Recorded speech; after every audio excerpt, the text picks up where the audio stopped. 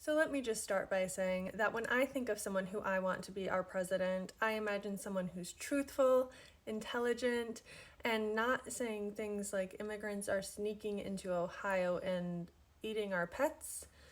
But the presidential debate wrapped up, and in true Trump nature, he made a lot of false claims. So let's go over some of the craziest ones. So, like I mentioned, Trump kicked things off with a doozy, claiming that Haitian immigrants in Ohio are literally eating people's pets. Don't get me wrong, the statements, they're eating the cats, they're eating the dogs, are pretty funny, but they're also a deliberate attempt to dehumanize immigrants, and they should not be taken lightly. Next up, Trump tried to convince us that he has nothing to do with Project 2025, a basically 900-page how-to guide for dismantling the government as we know it.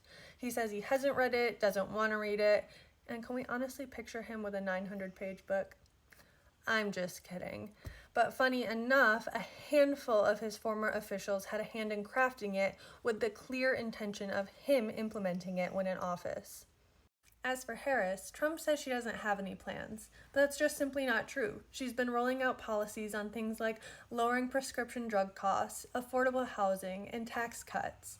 Meanwhile, he thinks concepts of a plan are good enough.